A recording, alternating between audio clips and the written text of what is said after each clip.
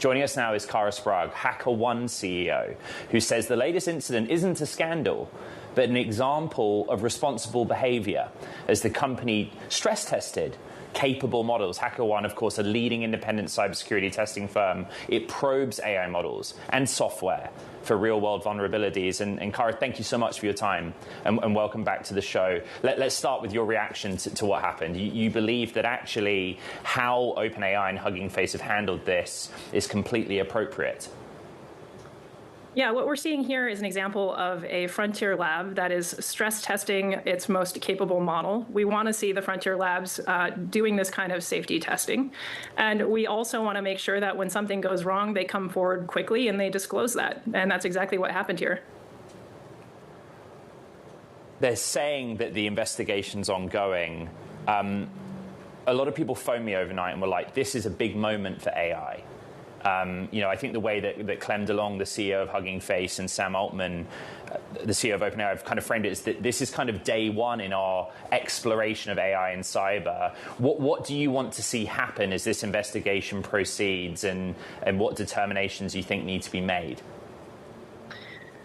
Well, I think as this investigation proceeds, we want to make sure that we are continuing to test the safety and alignment of these cyber capable models.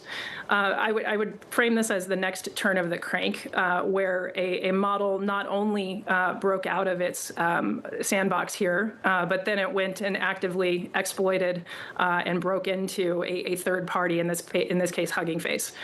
So that's really the new part in this story, is the breaking into a third party.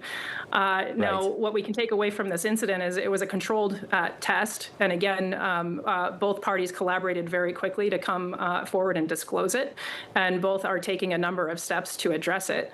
I think there's also some lessons in here for security leaders and defenders, which is the time is now to really retool environments to make sure that their discovery to remediation gap is really closed. Because many of the exploits, in fact, all of the exploits that were used in this model's behavior, those were issues that are sitting in someone's backlog that need to be addressed. They need to be found and fixed. Kara, I have both a technical and sort of academic question for you from our audience, and that is that OpenAI relaxed let's call it the attacking model's guardrails for this evaluation, right? The way they described it, reduced cyber refusals for the evaluation process. In response, Hugging Face tried to use an open source model in defense.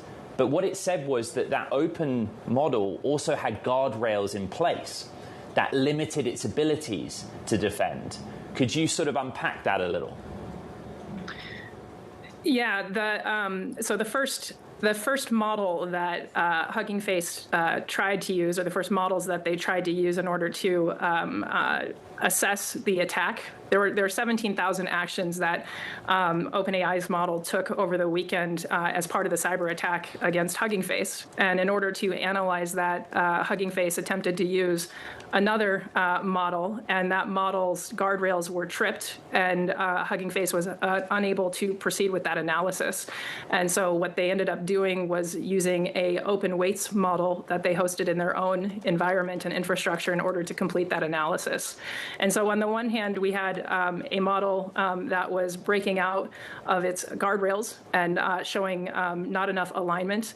And then in another one, we had a model that was using its guardrails to prevent the defenders from effectively doing incident response. So it's a very interesting case study of both sides of this. This was two American companies, right? An American frontier lab with American models. And a lot of people on social media are posing the question, what if this were an adversary, a ransomware operator, an APT group, but the companies on the defense were sort of stunted, had stunted defensive models, right? In other words, the guardrails that you explained to us in Hugging Face's case. Yeah, I think in this particular instance, what I would say is the tool matters less than the principle here. And Hugging Face shared their conclusion, which I think is spot on.